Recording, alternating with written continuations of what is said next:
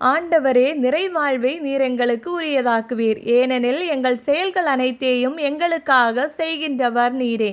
எஸ்ஐயா 26ஆம் அதிகாரம் 12ஆம் வசனம். இந்திய இறைவார்த்தையோட டாக் வித் காட் சொந்தங்கள் அத்தனை பேருக்கும் அன்பு வணக்கம். நான் உங்க ஷீபா ஜான். நான் இறை ஆசிரியருடன் சந்தோஷமா இருக்கிறேன். நீங்களும் சந்தோஷமா இருப்பீங்க அப்படின்னு நினைக்கிறேன். நம் செயல்கள் அனைத்தையும் நமக்காக செய்கின்ற நம் ஆண்டவர் ஒருவரே நிறைவாழ்வை நமக்கு தரவிருக்கின்றவர்.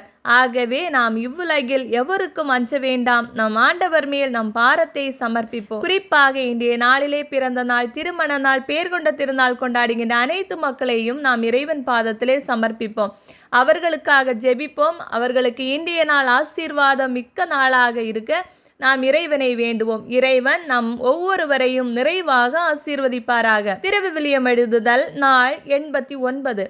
லேவியர் 15ஆம் அதிகாரம் எழுதி முடிச்சாச்சு. உடலில் ஏற்படும் தூய்மையற்ற ஒழுக்கு என்ற தலைப்பிலே அதிகாரம் முழுவதும் கொடுக்கப்பட்டுள்ளது. சற்றலசுவோம் வாருங்கள். ஆண்டவர் மோசேயிடமும் ஆரோனிடமும் கூறியது: இஸ்ரேல் மக்களுக்கு நீங்கள் கூற வேண்டியது, ஒருவனுக்கு விந்து ஒழுக்கு இருப்பின் உடலில் இருக்கும், அது வெளிப்பட்டாலும் உடலுள் அடக்கி வைக்கப்பட்டாலும் அது அவனுக்கு தீட்டு. விந்து ஒழுக்கு உடையவன் படுக்கும் படுக்கை அனைத்தும் தீட்டு. அவன் அமரும் இருக்கை அனைத்தும் தீட்டே. அவன் படுக்கையை தொடுபவன் தன் உடைகளை துவைத்து தண்ணீரில் முழுக வேண்டும். மாலை மட்டும் அவன் தீட்டுடையவன். விந்து ஒழுக்கு உடையவன் அமர்ந்தவற்றின் மீது அமர்பவனும் தன் உடைகளை துவைத்து தண்ணீரில் முழுக வேண்டும். மாலை மட்டும் அவன் தீட்டுடையவன். அவன் உடலை தொடுபவனும் தன் உடைகளை துவைத்து தண்ணீரில் முழுக வேண்டும். மாலை மட்டும் அவன் தீட்டுடையவன். அவன் தீட்டற்ற ஒருவன் மீது உமிழ்ந்தால் இவன் தன் உடைகளை துவைத்து தண்ணீரில் முழுக வேண்டும். மாலை மட்டும் அவன் தீட்டுடையவன். அவன் ஏறி பயணம் செய்பவை அனைத்தும் தீட்டு. அவன் அடியில் இருக்கும் எதையும் தொடுபவன் ஒவ்வொருவனும் மாலை மட்டும் தீட்டுடையவன்.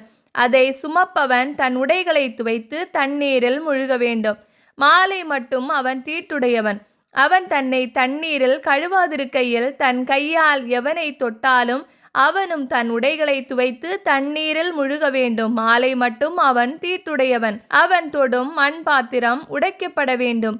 மரக்கலம் தண்ணீரில் அலசப்பட வேண்டும். அவனது ஒழுக்கு நின்று தீட்டகன்றால் அவன் தன்னை தீட்டகற்ற 7 நாள் காத்திருக்க வேண்டும். பின்பு அவன் தன் உடைகளை துவைத்து தன் உடலை ஊற்று நீரில் கழுவியதும் அவனது தீட்டு அகலும். 8ஆம் நாள் 2 காட்டு புறாக்களை அல்லது புறா குஞ்சுகளை சந்திப்பு கூடார வாயிலில் ஆண்டவர் திருமுன் குருவிடம் கொடுக்க வேண்டும். குரு அவற்றில் ஒன்றை பாவம் போக்கும் பலியாகவும் மற்றதை எரிபலியாகவும் செலுத்தி அவனுக்காக ஆண்டவர் திருமுன் பாவ கழுவாய் நிறைவேற்றுவார். விந்து கழித்தவனும் தன் உடலை கழுவுவான். மாலை மட்டும் அவன் தீட்டுடையவன். விந்துபட்ட தோலும் உடையும் நீரால் கழுவப்பட வேண்டும். மாலை மட்டும் அவை தீட்டாயிருக்கும். அவனுடன் அவன் மனைவி படுத்திருந்தால் இருவரும் தண்ணீரில் முழுக வேண்டும். மாலை மட்டும் அவர்கள் தீட்டாயிருப்பர். மாத விளக்கில் இரத்த பெருக்குடைய பெண் 7 நாள் விளக்காயிருப்பாள். அவளை தொடுபவர் மாலை மட்டும் தீட்டாயிருப்பர். மாத விளக்கின் போது எதன் மீது படுக்கிறாளோ எவற்றின் மீது அமர்கிறாளோ அவை அனைத்தும் தீட்டே. அவள் படுக்கையை தொடுபவர் அனைவரும் தன் உடைகளை துவைத்து நீரில் முழுக வேண்டும். மாலை மட்டும் அவர்கள் தீட்டாயிருப்பர். அவள் அமரும் மனையை தொடுபவன் தன் உடைகளை துவைத்து தண்ணீரில் முழுக வேண்டும். மாலை மட்டும் அவன் தீட்டாயிருப்பான். அவள் படுக்கையின் மீதும் அவள் அமர்ந்த மனையின் மீதும் இருந்த எதையாகிலும் தொட்டவனும் மாலை மட்டும் தீட்டாயிருப்பான்.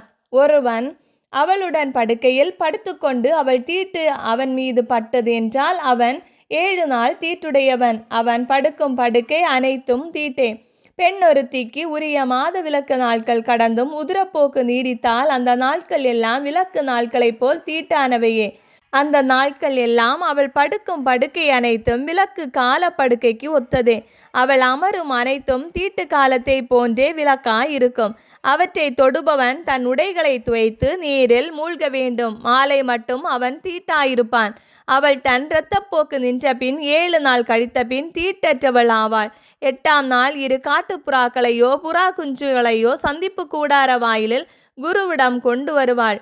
குரு அவற்றில் ஒன்றை பாவம் போக்கும் பலியையும் மற்றதை எரிபலியுமாக்கி அவளுக்காக ஆண்டவர் திருமுன் பாவ கழுவாய் நிறைவேற்றுவார். இஸ்ரேல் மக்கள் தங்கள் நடுவே இருக்கும் எனது தங்குமிடத்தை தீட்டாக்கி சாகாதபடிக்கு நீங்கள் அவர்கள் தீட்டுகளிலிருந்து அவர்களை விலக்கி வைக்க வேண்டும். விந்து ஒழுக்கினாலும் விந்து அழிவினாலும் தீட்டற்றவனுக்கும் தன் விளக்கினால் நோயுற்றவளுக்கும் உடல் தூய்மையற்ற ஆணுக்கும் பெண்ணுக்கும் தீட்டாயிருப்பவளோடு படுத்தவனுக்கும் உரிய சட்டம் இதுவே. இவ்வாறு லேவியர் 15ஆம் அதிகாரம் நிறைவு பெறுகிறது. மேலும் என்னென்ன சட்டங்கள் பொறுத்திருந்து பார்ப்போம். இந்த வீடியோ பிடிச்சிருந்தா லைக் பண்ணுங்க, உங்க ஃப்ரெண்ட்ஸ் அண்ட் ஃபேமிலிக்கு ஷேர் பண்ணுங்க, உங்களுடைய கருத்துக்களை கமெண்ட்ல சொல்லுங்க. இறையோடு உறவாட எங்களோடு இருங்க. மீண்டும் சந்திப்போம். அன்புடன் உங்கள் ஷீபா ஜோன்.